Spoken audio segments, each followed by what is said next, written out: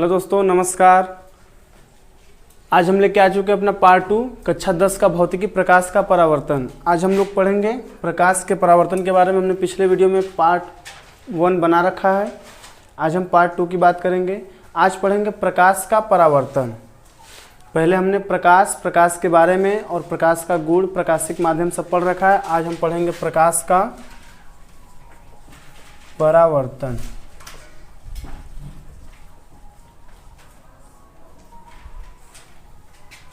लिखो जी, reflection of light.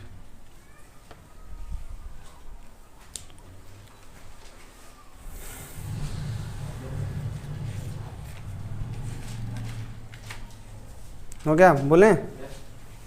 देखिए, पहले थोड़ा समझ लीजिए। जैसे मैंने आपको बताया था, प्रकाश क्या होता है? एक माध्यम है। क्या है प्रकाश? प्रकाश एक माध्यम है जिसके द्वारा या जिसकी सहायता से हमें किसी भी वस्तु का स्पष्ट रूप से ज्ञान होता है। क्या होता है? ज्ञान होता है, जिससे हमें वस्तुएं दिखाई देती हैं। कैसे दिखाई देती हैं?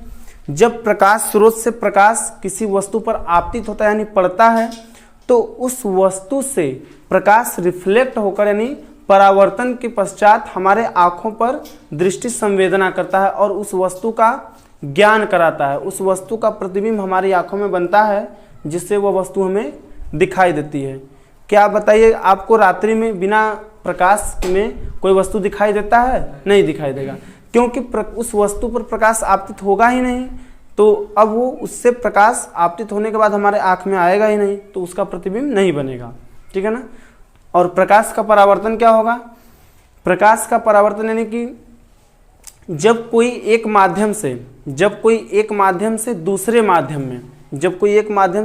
माध्यम में प्रकाश जाता है, तो क्या होता है? अपने माध्यम से विचलित होता है। लेकिन यहाँ पर परावर्तन कब होगा? जब कोई अपारदर्शी माध्यम होगा। परावर्तन कब होगा? जब कोई अपारदर्शी माध्यम, यानी जैसे कोई हमने कह दिया कि मान लीजिए जैसे हम लोग रोज डेली अपना चेहरा देखते हैं, जिस दर्पण में, क्या कहते हैं उसे? दर्पण यानी मिरर कहते हैं। उसमें चेहरा देखते हैं, तो वह क्या होता है? एक ओर पॉलिश किया गया होता है ताकि प्रकाश दूसरी ओर न जा सके, प्रकाश टकरा के रुक जाए और वापस उसी माध्यम में आ जाए। तो परावर्तन के लिए क्या होता है कि कोई ना कोई अपारदर्शी था, क्या हो? परावर्तक पृष्ठ हो। क्या हो? परावर्तक पृष्ठ हो, जिससे प्रकाश किसी माध्यम पर टकरा करके वापस उसी माध्यम में आए। ठीक है? तो जब प्रकाश जाएगा उसे बोलेंगे आपतित किरण, और जब प्रकाश वापस रिटर्न होकर के आएगा तो उसे बोलेंगे परावर्तित किरण। ठीक है? तो उसे हम समझेंगे। लिखिए, इसमें लिखिए, जब प्रकाश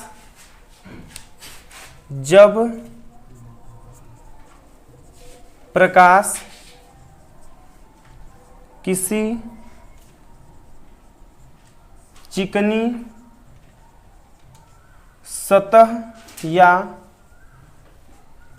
पृष्ठ से, जब प्रकाश किसी चिकनी सतह या पृष्ठ से आपतित होकर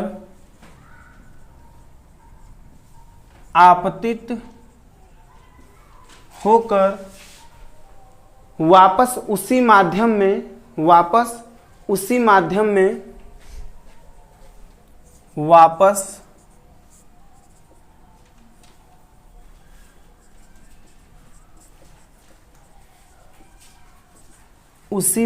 में लौट आता है, तो प्रकाश की यह घटना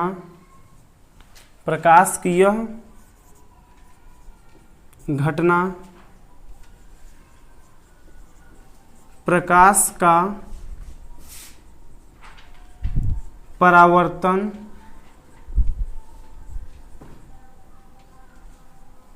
कहलाती है। प्रकाश का परावर्तन कहलाती है।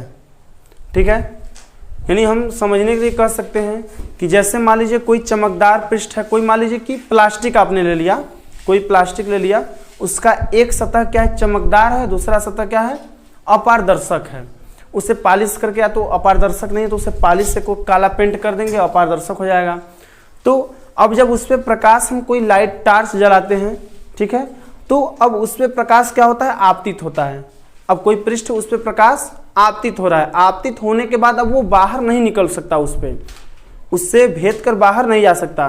तो क्या होगा, जिस माध्यम से प्रकाश गया था उसी माध्यम में लौटकर फिर वापस आएगा, जिस माध्यम में प्रकाश गया था उसी माध्यम में लौटकर वापस आएगा। तो यह घटना क्या कहलाएगी, प्रकाश का परावर्तन कहलाएगी, ठीक है ना, प्रकाश का परावर्तन कहलाएगी, रिफ्लेक्शन ऑफ लाइट कहलाएगी, ठीक है। अब इसका फिगर थोड़ा सा देख लें हम लोग। जैसे हमने एक पृष्ठ ले लिया, इसका एक तल पॉलिश कर दिया हमने, ठीक है। अब इसके एंगल को ज्ञात करने के लिए हम एक सीधी लाइन, अभिलंब लाइन 90 डिग्री पे होता है ना, लंबवत, ये कितना कोण होता है, पृष्ठ से ये लाइन का कोण कितना होता है, 90 अंश, सम कोण पे होता है। अब हमने कह दिया कि एक प्रकाश किरण हमने इतने एंगल पे आपतित किया, भेजा, ठीक है, और जितने एंगल पे, अभिलंब से जितने एंगल पे ये गया है, जितने एंगल पे, उतने ही एंगल पे क्या होगा, वापस बाहर निकलेगा, क्या होगा, यह टकरा के जाएगा। तो ये, अब इसे बोलेंगे आई, इसे बोलेंगे आर।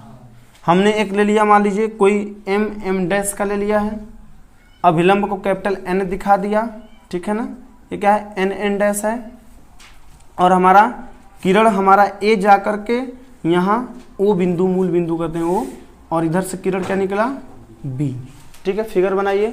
अब यहाँ से प्रकाश किरण क्या हो रहा है, आपतित हो रहा है, और टकराने के बाद अब देखिए ऊपर का माध्यम वही है, नीचे का माध्यम दूसरा होगा हमारा, जो भी हो चाहे। तो अब हमारा उसी माध्यम में प्रकाश आया और यहाँ से टकरा करके वापस चला गया। तो इस अभिलंब लाइन से जितने कोण पे प्रकाश आपतित हुआ है उतने ही कोण पर हमारा फिर परावर्तित होगा। तो इस लाइन को हम क्या बोलेंगे, आपतित किरण। क्या बोलेंगे, आपतित किरण। इसे क्या बोलेंगे, परावर्तित किरण बोलेंगे। किसी कोई डाउट? अच्छा, अब जो अभिलंब से हमारा कोण बना है, यानी आपतित किरण पे जो कोण बना है उसे बोलेंगे आपतन कोण। क्या बोलेंगे, आपतन कोण। और फिर जो परावर्तित किरण पर अभिलंब से कोण बना है उसे क्या बोलेंगे, परावर्तन कोण। तो आपतन कोण क्या होता है, आपतन कोण क्या होता है, आई होता है, और परावर्तन कोण क्या होता है, आर होता है। ठीक है, बनाइए फिगर फट से।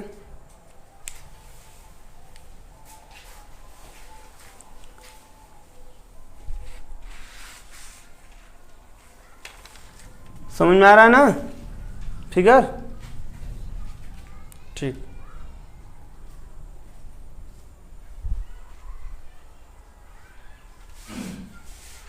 अब इसमें जितने हमने इसके भाग लिखे हैं उन भागों को हम हेडिंग बाय हेडिंग समझेंगे, लिखेंगे। ठीक है ना?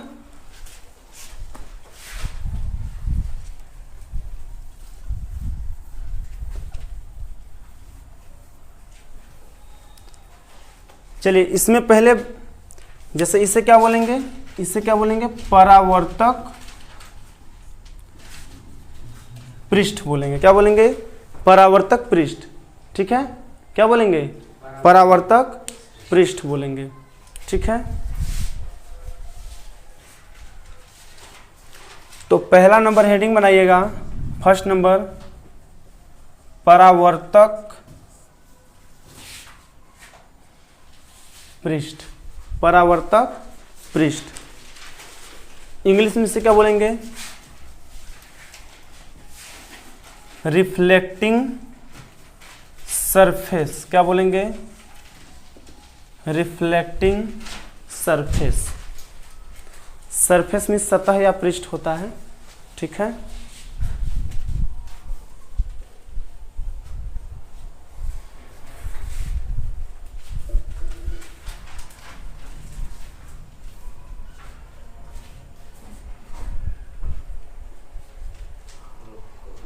खिड़की।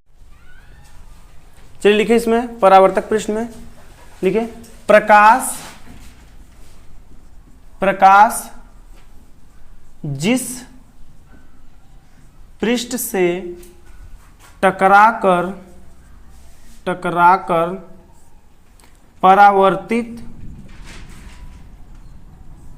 परावर्तित होता है उसे परावर्तक पृष्ठ या सतह कहते हैं। उसे परावर्तक पृष्ठ या सतह कहते हैं। ठीक है। अगला हेडिंग हो जाएगा सेकंड नंबर, आपतित किरण। आपतित किरण यानी जो हमने किरण ए दिखाया था, जो किरण अभी जा रही है वो क्या कहलाएगी? आपतित किरण। यानी पड़ने वाली किरण क्या होगी? आपतित किरण। तो इसे क्या बोलेंगे? Incident ray. क्या बोलेंगे? इंसिडेंट रे बोलेंगे। इसका परिभाषा क्या हो जाएगा? लिखिए, वह प्रकाश किरण जो समतल पृष्ठ पर आकर टकराती है, वह प्रकाश किरण जो समतल पृष्ठ पर आकर टकराती है, उसे आपतित किरण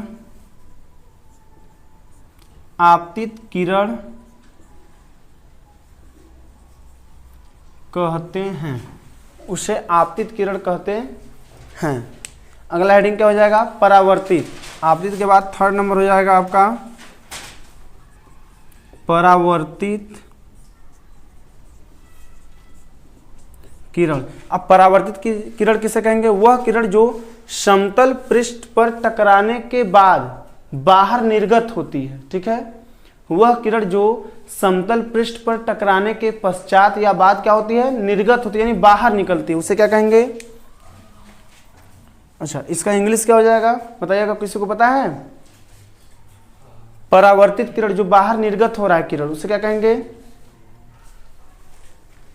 अरे परावर्तक को रिफ्लेक्टिंग बोल रहे हैं, क्या बोलेंगे? Reflected ray. क्या बोलेंगे? Reflected ray. इसे क्या कहेंगे? वह प्रकाश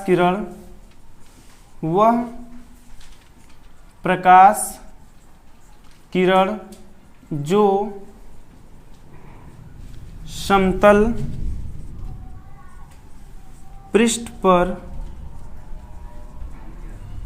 टकराने के बाद बाहर निर्गत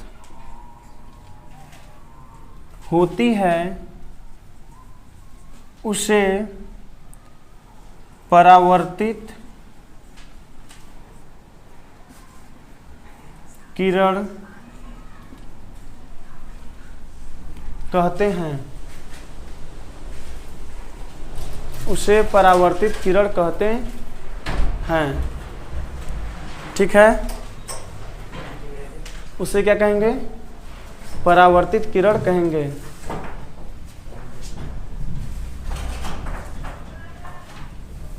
ठीक है। अगला नंबर क्या हो जाएगा? आपतन बिंदु। जो बीचों बीच पॉइंटेड हमने किया था समतल पृष्ठ पे ना, जहां पे किरणें आके गिर रही थी और फिर ऊपर जाने के लिए, वही क्या होता है? आपतन बिंदु।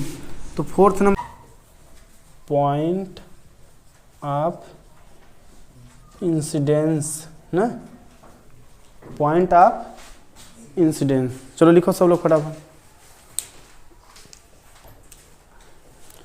लिखते, आपतित किरण परावर्तक पृष्ठ के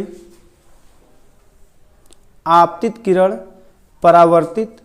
परावर्तक पृष्ठ के जिस बिंदु पर आकर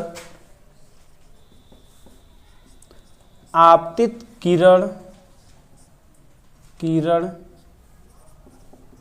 परावर्तक पृष्ठ के जिस बिंदु पर आकर टकराती है उसे आपतन बिंदु कहते हैं। क्या कहते हैं? उसे आपतन बिंदु कहते हैं।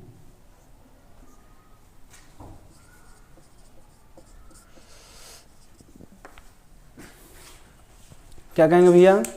आपतन बिंदु कहेंगे। ठीक है, अब इसके बाद अगला हेडिंग हो जाएगा हमारा अभिलंब। क्या हो जाएगा?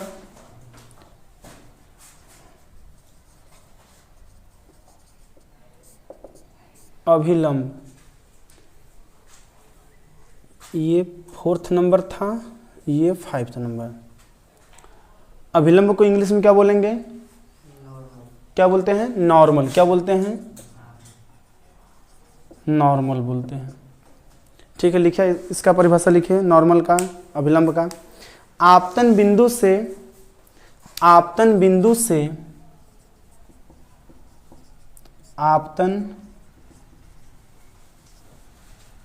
बिंदु से परावर्तक पृष्ठ के अभिलंबवत खींची गई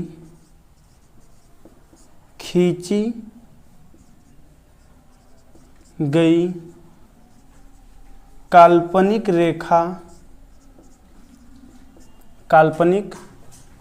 रेखा को अभिलंब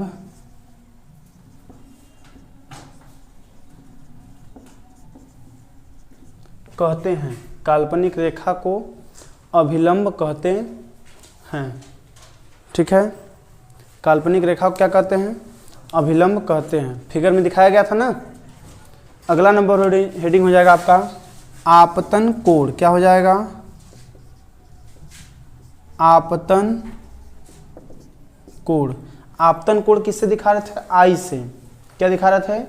स्मॉल आई से दिखाया था मैंने फिगर में ना। आपतन कोण क्या बोलेंगे? एंगल ऑफ, इंग्लिश में एंगल ऑफ इंसिडेंस।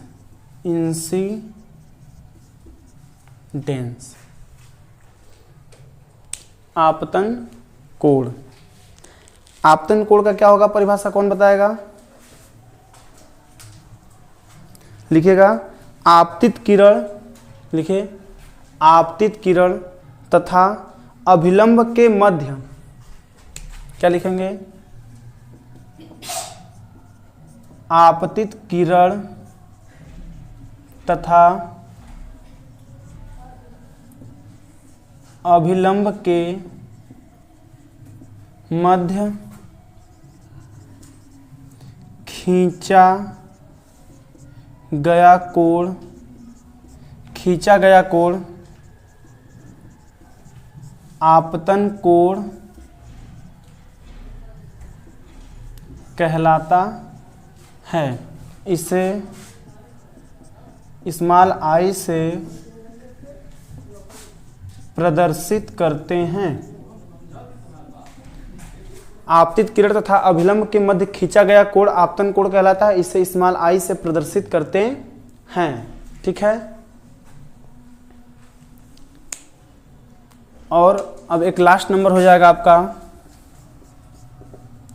आपतन कोण के बाद परावर्तन कोण। क्या होगा? परावर्तन कोण। इंग्लिश में इसे क्या कहेंगे? Angle of reflection. क्या कहेंगे? Angle of reflection. Angle of reflection. इसका परिभाषा क्या हो जाएगा? कौन बताएगा? परावर्तित किरण। यहां पर क्या था? आपतित किरण, यानी जो किरण यहीं अभी जा रही थी, पड़ने वाली किरण आपतित किरण होती है, और जो बाहर निर्गत किरण होती है उसे क्या कहते हैं? परावर्तित। तो परावर्तित किरण तथा अभिलंब के बीच खींचा गया कोण क्या कहलाएगा? परावर्तन कोण कहलाएगा। ठीक है ना? तो क्या लिखेंगे? परावर्तित किरण तथा अभिलंब के बीच खींचा गया कोण परावर्तन कोण कहलाता है। इसे स्मॉल r से प्रदर्शित करते हैं। क्या करते हैं? इसे स्मॉल r से प्रदर्शित करते हैं। ठीक है, ये रहा हमारा सभी भागों का परिभाषा। ठीक है,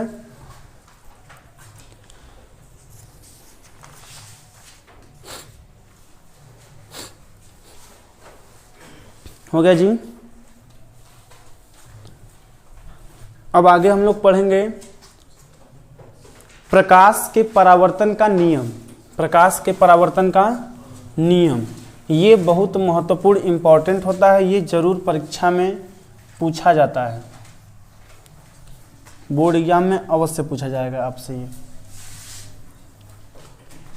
क्या बनाएंगे हेडिंग? परावर्तन के नियम। परावर्तन के नियम, परावर्तन के नियम, लॉ ऑफ, क्या बोलेंगे इंग्लिश में? Law of reflection. क्या बोलेंगे? Law of reflection. परावर्तन के कितने नियम होते हैं? परावर्तन के 2 नियम होते हैं। कितने नियम होते हैं? 2 नियम। पहले को बोलते हैं प्रथम नियम, दूसरे को बोलते हैं द्वितीय नियम। प्रथम नियम क्या होता है? कौन बताएगा? प्रथम नियम क्या होता है, बताएगा कोई? आपतित किरण, परावर्तित किरण तथा आपतन बिंदु में अभिलंब तीनों एक ही तल में होते हैं। कौन कौन? आपतित किरण, परावर्तित किरण तथा आपतन बिंदु पर अभिलंब तीनों एक ही तल में होते हैं। तो लिखेंगे फर्स्ट नंबर लिखेंगे प्रथम नियम। क्या लिखेंगे? प्रथम नियम, फर्स्ट लॉ। क्या बोलते हैं इसको? क्या बोलेंगे? आपतित किरण, आपतित किरण, परावर्तित किरण तथा आपतन बिंदु पर अभिलंब, आपतन बिंदु पर अभिलंब तीनों एक ही तल में होते हैं। क्या होते हैं? तीनों एक ही तल में होते हैं। और दूसरा नंबर होता है द्वितीय नियम। क्या होता है? द्वितीय नियम, सेकेंड लॉ। सेकेंड लॉ क्या होता है? ये होता है आपतन कोण आई, आपतन कोण आई सदैव परावर्तन कोण आर की ज्या के बराबर होता है। जैसे कहते हैं आपका आपतन कोण आई की ज्या यानी साइन आई। ज्या का मतलब क्या होता है? साइन, पता है ना? ज्या हिंदी में बोलते हैं, इंग्लिश में क्या बोलते हैं? साइन। यानी आपतन कोण की ज्या तथा परावर्तन कोण का ज्या सदैव क्या होता है? बराबर होता है। यानी जितने एंगल पे, जितने कोण पर प्रकाश आपतित होगा फिर परावर्तक पृष्ठ से टकराकर उतने ही एंगल पे क्या होगा? निर्गत होगा, फिर यानी परावर्तित होगा। ठीक है ना? तो इसमें क्या कहेंगे? कंडीशन क्या है कि दोनों हमेशा क्या होंगे? सदैव क्या होंगे? बराबर होंगे। यदि बराबर नहीं है तो उसमें परावर्तन नहीं हुआ है। ठीक है ना? तो क्या लिखेंगे? क्या लिखेंगे? क्या बोले हैं? आपतन कोण की ज्या यानी साइन साइन आई, ई लिखे या ना लिखे कोई दिक्कत नहीं है, साइन आई तथा परावर्तन कोण की ज्या साइन आर सदैव बराबर होते हैं। क्या होते हैं? सदैव बराबर होते हैं। अर्थात कह सकते हैं, अर्थात या सदैव बराबर, या कह सकते हैं एक नियतांक होते हैं, ऐसे लिख लीजिए, सदैव बराबर या करके, या एक नियतांक होते हैं। Sine i upon sine r बराबर नियतांक। ठीक है, यहाँ 1 भी वैल्यू मानते हैं नियतांक। ठीक है, या कह सकते हैं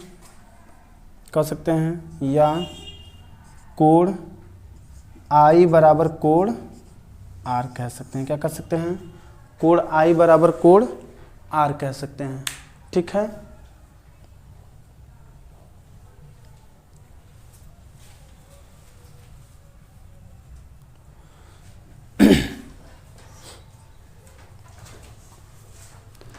अगर हमें क्वेश्चन पूछे आपसे कि यदि कोई प्रकाश किरण 45 डिग्री पर किसी परावर्तक पृष्ठ पर आपतित हो रहा है तो उसका यानी आपतित हो रहा है तो परावर्तन कोण कितना होगा? 45 डिग्री होगा। कितना होगा? यदि कोण आई हमारा 45 डिग्री है तो कोण आर कितना होगा? 45 होगा। कोण आई अगर 25 डिग्री है तो ये भी कितना होगा? 25 डिग्री होगा। समझ में आ रही है बात? ठीक है, अब हम लोग को आगे क्या पढ़ना है? प्रतिबिंब पढ़ना है। क्या पढ़ना है? प्रतिबिंब। क्योंकि प्रतिबिंब मतलब इमेज, इंग्लिश में क्या बोलते हैं? इमेज। इमेज कब बनेगा भैया? इमेज कब बनेगा? जब आप अच्छे ढंग से पढ़ेंगे लिखेंगे तब बनेगा ना, यानी कि अच्छा परावर्तक पृष्ठ होगा तब इमेज अच्छा बनेगा। आप देखिए, आप जब घर में चेहरा देखते हैं तो बहुत अच्छा क्वालिटी का शीशा खरीद के लाते हैं ना दर्पण, अगर अच्छा नहीं होता टेढ़ा मुढ़ा दिखाता है मुंह है, कोनो पतला है तो खूब मोटे दिखाएगा, अब मोटा व्यक्ति है तो उसका पतिल दिखाएगा, पातर हो जाएगा उतने भर में ना। तो अच्छा क्वालिटी का रहेगा तब ना। तो इमेज बनाने के लिए चाहे इमेज 2 प्रकार का होता है, एक होता है रियल इमेज, एक होता है इमेजिनरी। कह सकते हैं कि एक वास्तविक होता है, दूसरा काल्पनिक ना। एक रियल होता है, दूसरा इमेजिनरी होता है। तो अगर हमें रियल यानी वास्तविक प्रतिबिंब सही बनाना है तो हमारा क्या होना चाहिए? परावर्तक पृष्ठ रियल होना चाहिए, वास्तविक होना चाहिए, अच्छा होना चाहिए। ठीक है, तो हम लोग हेडिंग बनाएंगे, क्या पढ़ेंगे? प्रतिबिंब। क्या पढ़ेंगे? प्रतिबिंब को इंग्लिश में क्या बोलते हैं? इमेज बोलते हैं। कोई दिक्कत? अब इमेज यानी प्रतिबिंब किससे कहते हैं? कौन बताएगा हमें? कोई बताएगा इमेज की परिभाषा? अब हमने तो बता दिया भैया, रोज आप अपना प्रतिबिंब देखते हैं, घर से यहाँ आते हैं तो बाल बढ़िया बनाने के लिए रोज देखते हैं, सुबह उठते हैं तब देखेंगे। देखते हैं कि नहीं देखते हैं? बोलो आशीष, आज बोल रहा तू ना, बोल बा तू बोला देखते हो ना, तो परिभाषा बताओ प्रतिबिंब का, किससे कहोगे कि प्रतिबिंब है? चलिए लिखे वस्तु के हम भी लिख दे रहे हैं, वस्तु के किसी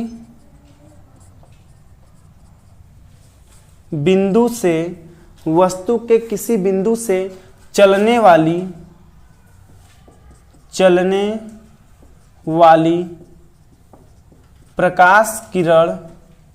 प्रकाश किरण परावर्तन या अपवर्तन के पश्चात, परावर्तन या अपवर्तन के पश्चात जिस बिंदु पर मिलती हुई जिस बिंदु पर मिलती हुई प्रतीत होती है या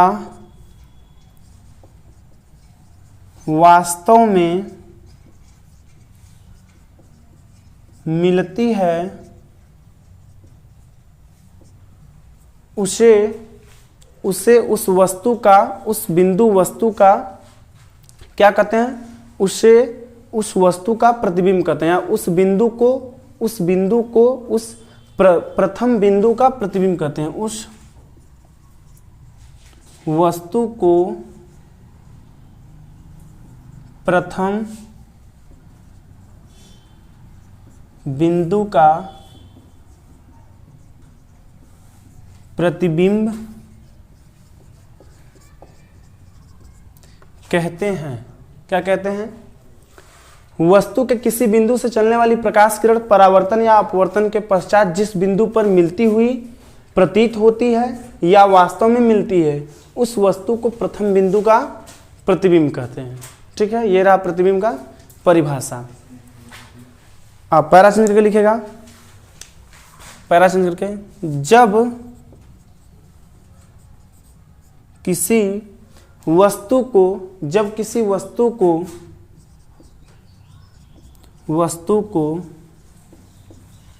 दर्पण के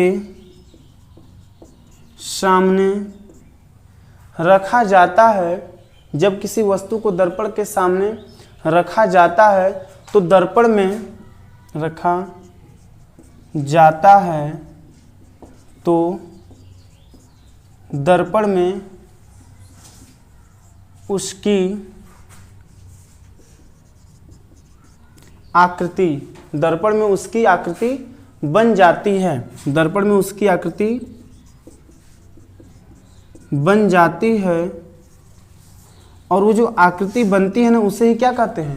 प्रतिबिंब। तो लिखेंगे आकृति बन जाती है, तो फिर लिखेंगे दर्पण में बनी आकृति को उस वस्तु का क्या कहते हैं? प्रतिबिंब कहते हैं। ठीक है, ये समझने के लिए किसी वस्तु को जैसे अगर हम दर्पण के सामने रख रहे हैं, ठीक है, दर्पण जान रहे हो ना सब लोग? दर्पण मिरर जिसमें देखते हैं हम लोग चेहरा वगैरह देखते हैं, तो उसके सामने जब कोई वस्तु हम रखते हैं तो उस दर्पण में उस वस्तु का क्या बनता है? आकृति जैसा कुछ दिखाई देता है। तो जो आकृति बनता है ना, वही क्या है? प्रतिबिंब है। और जो आप उसमें देख रहे हैं वो क्या है? वास्तविक प्रतिबिंब है। क्या है? वास्तविक। और जो हम फोटो खींचते हैं तो वो बनता है काल्पनिक प्रतिबिंब। प्रतिबिंब दो प्रकार का होता है, एक वास्तविक, दूसरा काल्पनिक। तो इसके नीचे हम लोग लिखेंगे प्रतिबिंब दो प्रकार के होते हैं। कौन कौन? ठीक है, इसे मिटा के हेडिंग बनाएंगे।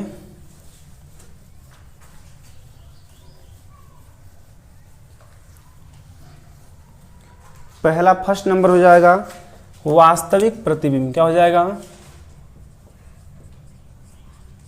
वास्तविक प्रतिबिंब।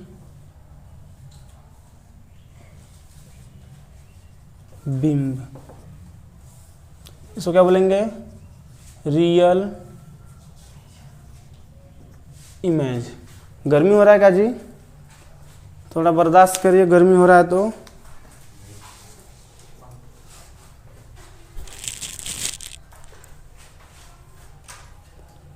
हो गया? लिख लिए? बोलें? अब देखिए वास्तविक प्रतिबिंब में क्या होगा, हमने जैसे अभी जस्ट पीछे परिभाषा में लिखा है कि जो बिंदु हैं, प्रकाश किरण की बिंदु हैं, जो आपस में मिलती हुई प्रतीत होती हैं या वास्तव में मिलती हैं। तो जब वास्तव में मिलेंगी तो वहां पर वास्तविक प्रतिबिंब बनेगा, और जब मिलती हुई प्रतीत होंगी तो वहां काल्पनिक प्रतिबिंब बनेगा। तो परिभाषा वही सेम रहेगा, बस इसमें शब्द का चयन कर देना है, थोड़ा सा बदल करके लिखिएगा। इसमें जब किसी बिंदु वस्तु से जब किसी बिंदु वस्तु से चलने वाली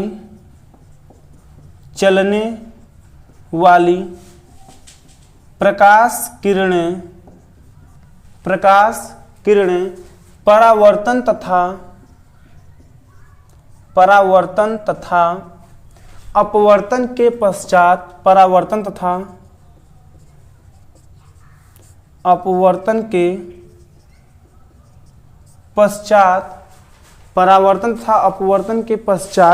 किसी दूसरे बिंदु पर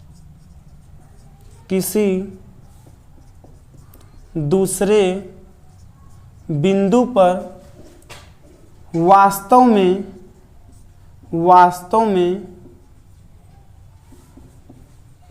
मिलती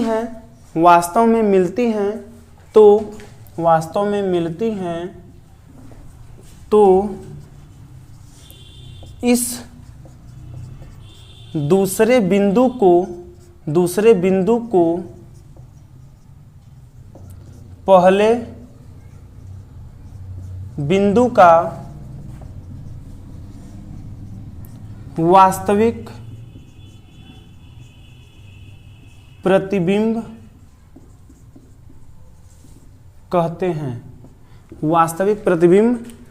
कहते हैं। यानी ये किरणें क्या होंगी, वास्तव में मिलेंगी या मिलती हुई प्रतीत होंगी ना, वास्तव में मिलेंगी। तो अब जो ये दूसरे बिंदु पे मिलेंगी उसको पहले बिंदु का प्रतिबिंब कहेंगे, ठीक है ना। पहला बिंदु वस्तु रहेगा, वास्तव में वस्तु रहेगा, और जब दूसरी वस्तु पर जो किरणें मिलेंगी वहीं पर उसका प्रतिबिंब बनेगा, तो उसको पहले का प्रतिबिंब कहेंगे, ठीक है ना। समझ आ रहा है परिभाषा। अब दूसरा नंबर हेडिंग क्या हो जाएगा, सेकंड नंबर काल्पनिक प्रतिबिंब। क्या हो जाएगा, काल्पनिक प्रतिबिंब।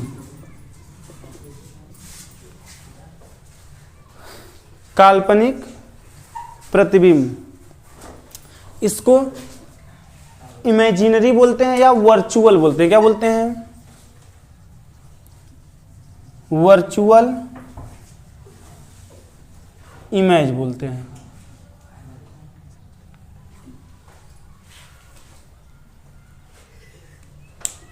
काल्पनिक प्रतिबिंब या वर्चुअल इमेज बोलते हैं, ठीक है। लिखिएगा इसका परिभाषा। अब देखिए परिभाषा सेम वही रहेगा, बस जहां वास्तव में बिंदु मिल रहा था वहां वास्तव में नहीं मिलेगा ना। वास्तव में न मिल करके कैसा हुआ, मिलता हुआ प्रतीत होगा, मिलता हुआ प्रतीत होगा, ठीक है। तो लिखिएगा यही देख करके, जब किसी बिंदु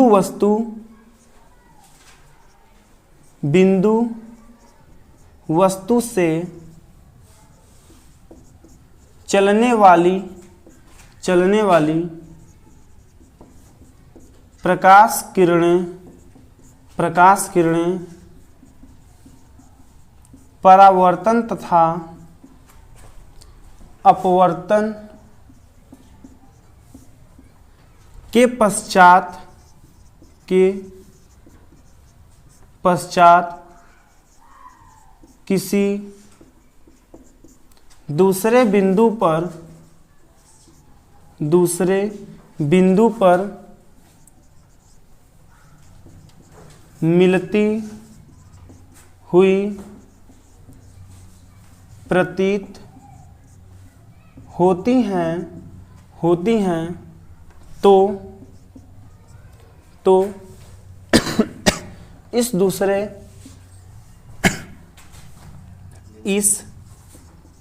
दूसरे बिंदु को पहले बिंदु का काल्पनिक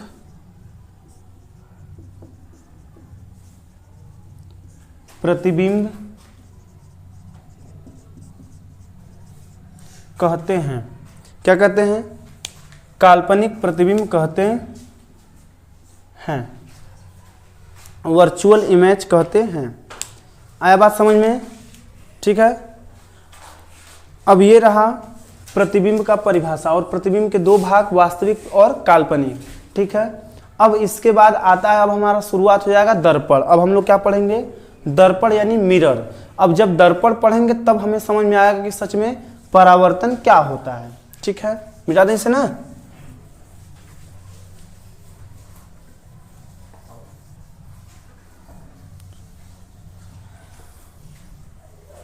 अब क्या हेडिंग बनेगा हमारा? अगला टॉपिक होगा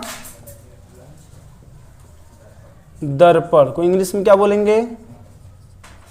मिरर। क्या बोलते हैं जी? मिरर। रोज हीरो बन के आता है ना, चेहरा देखता अपना, वह होता है मिरर। ठीक है, कौन बताएगा मिरर यानी दर्पण का परिभाषा?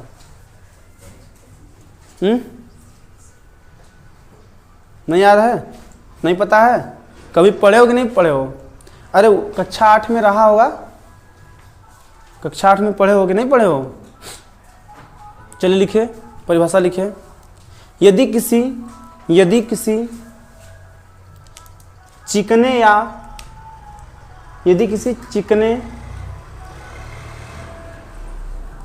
या चमकदार पृष्ठ, यदि किसी चिकने या चमकदार पृष्ठ का एक तल पालिश, या इसी को बोलते हैं कलई। क्या बोलते हैं? कलई किया गया हो तथा दूसरा पृष्ठ परावर्तक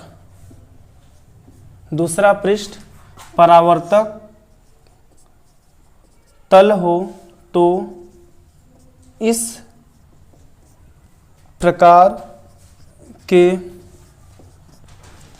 बने वस्तु को क्या कहेंगे? इस प्रकार के बने वस्तु को या निकाय को, इस प्रकार के बने निकाय को दर्पण कहते हैं। क्या बोलेंगे? यदि किसी चिकने या चमकदार पृष्ठ का एक तल पालिश या कलई किया गया हो तथा दूसरा पृष्ठ परावर्तक तल हो तो इस प्रकार के बने निकाय को दर्पण कहते हैं। क्या कहते हैं भैया? दर्पण कहते हैं। अब ये दर्पण कितने प्रकार के होते हैं? मुख्य रूप से दो प्रकार के। कितने प्रकार के? दो। एक होता है समतल दर्पण, दूसरा होता है गोली दर्पण। एक होता है समतल दर्पण, दूसरा होता है गोली दर्पण।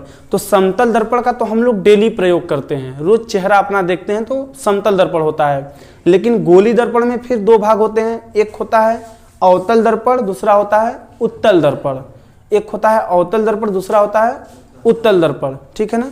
तो इनका उपयोग कहाँ होता है अभी हम देखेंगे। तो अब हम पहले लिखेंगे दर्पण के प्रकार। क्या हेडिंग बनाएंगे अब अगला? दर्पण के प्रकार। इसमें लिखिएगा यह मुख्य रूप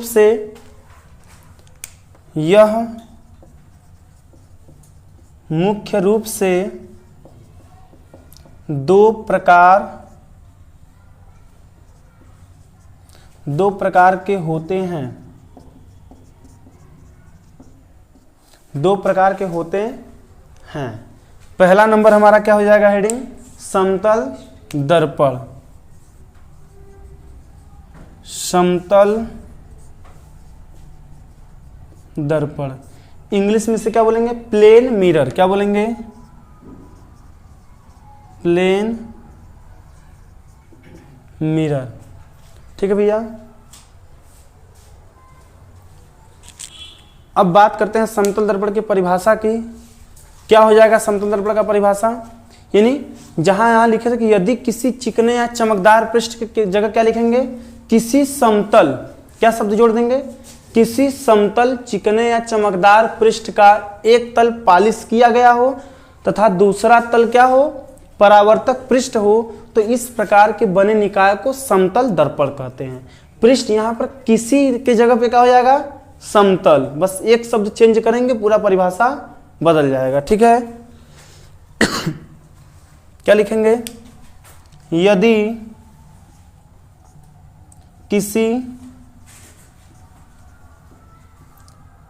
समतल चिकने या चमकदार पृष्ठ जिसका एक तल पालिश हो तथा दूसरा परावर्तक तल हो, उसे समतल दर्पण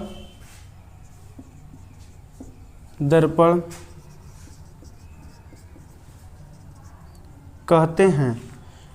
इस प्रकार के बने निकाय को क्या कहेंगे, समतल दर्पण यानी प्लेन मिरर कहेंगे। क्या कहेंगे, प्लेन मिरर। दूसरा प्रकार हमारा होता है, क्या होता है, गोलीय दर्पण। क्या होता है, गोलीय दर्पण। इसको इंग्लिश में क्या बोलते हैं, स्फेरिकल मिरर। क्या बोलते हैं, स्फेरिकल मिरर।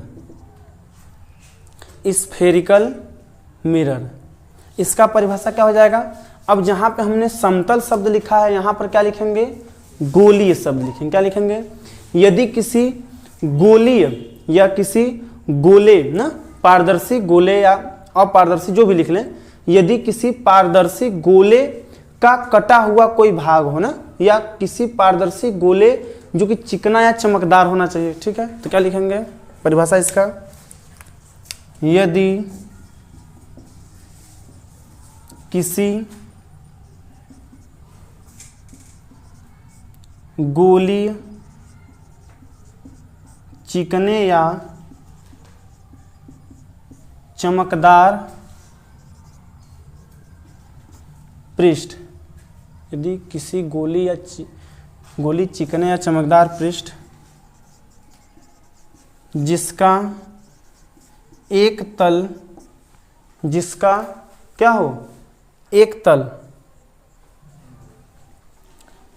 पालिश हो, क्या हो, पालिश हो,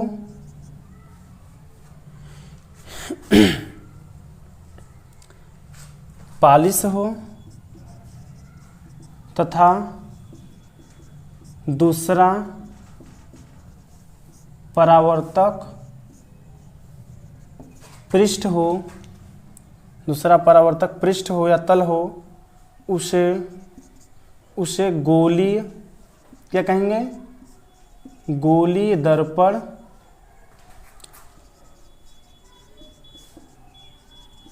कहते हैं।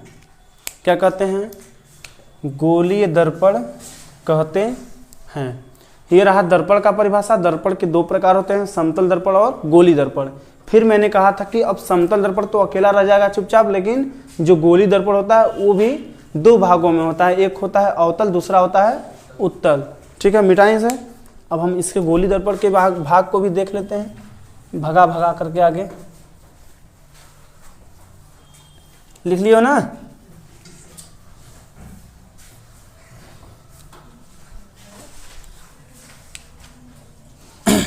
अब लिखेंगे गोलीय दर्पण के भी दो प्रकार या दो भाग ना होते हैं। पहला फर्स्ट नंबर हो जाएगा कौन सा, चलिए अवतल लिख लीजिए पहले, अवतल दर्पण। अवतल दर्पण को इंग्लिश में क्या बोलेंगे, कनकेव मिरर। क्या बोलते हैं, क्या बोलते हैं, कनकेव मिरर। और दूसरा होता है उत्तल दर्पण। उत्तल दर्पण को क्या बोलते हैं, कन्वेक्स मिरर बोलते हैं। ठीक है, तो पहले हम अवतल दर्पण की परिभाषा देखेंगे।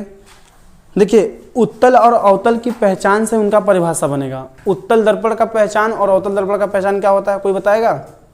अवतल दर्पण का पहचान है यह जो होता है कि बीच से देखिए पतला होता है, किनारों पर क्या होता है, मोटा होता है। अवतल दर्पण क्या होता है, बीच से पतला तथा किनारों पर मोटा, यानी या ऐसे कह सकते हैं कि जो इसका धंसा हुआ भाग होता है, जो दबा हुआ भाग होता है धंसा हुआ, वह क्या होता है, परावर्तक पृष्ठ होता है, और जो उभरा हुआ भाग होता है वह क्या होता है, पालिश किया गया होता है। ऐसे होता है अगर कोई गोली दर्पण का कटा हुआ भाग है, ये गोला पहले था ऐसे, ठीक है, ऐसे गोला था, अब हमने आधा भाग काट दिया, तो इसकी बात कर रहे हैं। और इसमें प्रकाश हमेशा बाईं ओर से आएगा, तो ये जो अंदर वाला भाग है ये इधर से प्रकाश आ रहा है, और इधर उभरा हुआ भाग क्या है, पालिश है।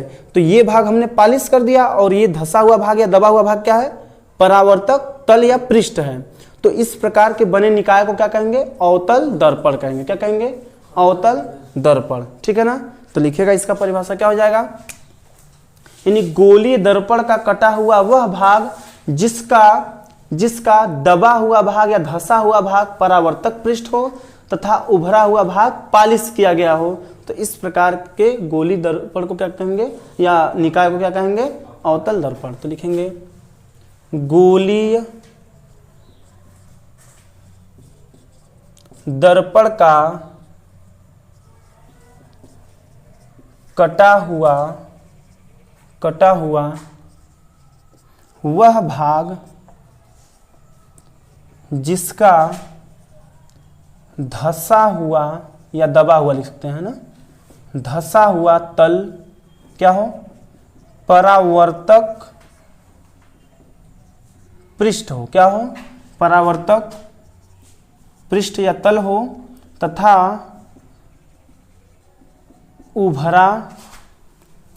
उभरा हुआ भाग पालिश हो, क्या हो, पालिश हो। तो इस प्रकार के निकाय को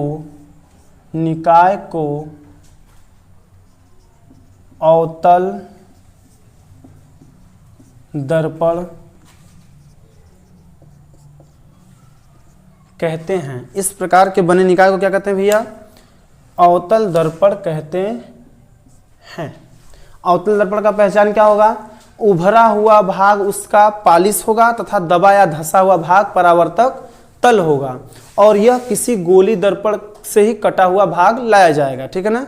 गोली दर्पण का आधा कटा हुआ भाग ले लेंगे, तो उसमें जो धंसा हुआ भाग है, अब ऐसा एरिया बनेगा, ऐसे बनेगा ना, ऐसा बनेगा सी की तरह। सी देखें आप, कैसे सी ले लेते हैं, इस साइड का सी या इस साइड का सी ले लेते हैं, किसी तरह से उल्टा सीधा। तो अब उसका जो धंसा हुआ अंदर का भाग है वो क्या रहेगा, रिफ्लेक्टेड रहेगा ना, यानी परावर्तक रहेगा, और जो इधर का भाग है, उभरा हुआ भाग है, वो क्या रहेगा, पालिश रहेगा, वो कलई किया रहेगा, ठीक है। अब दूसरा नंबर देखते हैं, उत्तल दर्पण। क्या देखते हैं, उत्तल दर्पण को क्या बोलेंगे, कन्वेक्स मिरर। क्या बोलेंगे, कन्वेक्स मिरर।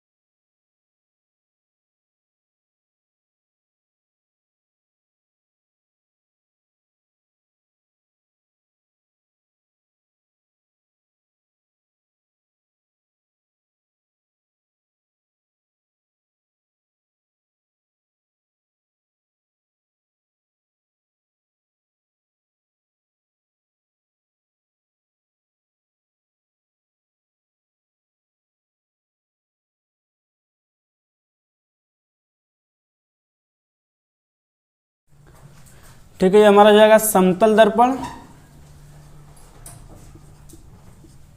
ये समतल दर्पण फिगर नंबर 1 कर लेते हैं। उसके बाद हम गोली दर्पण के दोनों भाग अवतल और उत्तल को भी देख लेते हैं। जैसे अगर हम अवतल दर्पण को बनाना चाहें तो हमने कहा था कि जो दबा या धंसा हुआ भाग होगा वो क्या होगा, परावर्तक पृष्ठ होगा, और उभरा हुआ भाग क्या होगा, पालिश किया गया होगा। तो इसका उभरा हुआ भाग हम लोग पालिश कर देते हैं, और यहाँ से मध्य में एक अभिलंब लाइन है। अब ये प्रकाश ऐसे यहाँ पर आ रहा है और यहाँ से वापस जा रहा है। ठीक है, इसे एंगल आई बोलेंगे, इसे एंगल आर बोलेंगे। क्या बोलेंगे, आर बोलेंगे। और यहाँ से ये भी नाम वही दे देंगे, A B, Yama, Yama dash. तो ये क्या हो जाएगा, फिगर नंबर बी क्या हो जाएगा, अवतल दर्पण। और एक तीसरे फिगर की बात कर लेते हैं। अब इसका जो दबा या धंसा हुआ भाग है वो क्या होगा, पालिश होगा, उत्तल का, और उभरा हुआ भाग क्या होगा, परावर्तक तल होगा। ठीक है, अब प्रकाश यहाँ से जा रहा है और फिर यहाँ से रिटर्न वापस आ रहा है रिफ्लेक्ट होकर के। तो इसे क्या कहेंगे, यहाँ पर एंगल आई हो गया, यहाँ पर एंगल आर हो गया। ठीक है, ये अभिलंब लाइन एन हो जाएगी, और ये ए पॉइंट, बी पॉइंट, ये यम, यम डैश। ये कौन सा फिगर हो जाएगा, फिगर सी, उत्तल दर्पण। दिख रहा है ना इसमें, ठीक हो जाएगा। ये तीनों मैंने समतल दर्पण का फिगर हो गया, और ये गोली दर्पण के दोनों भाग उत्तल और अवतल का फिगर हो गया। ठीक है, चलिए आज के लिए बस इतना ही। फिर अगले टॉपिक के साथ अगले वीडियो में मिलते हैं। तब तक के लिए नमस्कार, जय हिंद, जय मां सरस्वती। बोल दिए तो उठ जाना चाहिए, बताना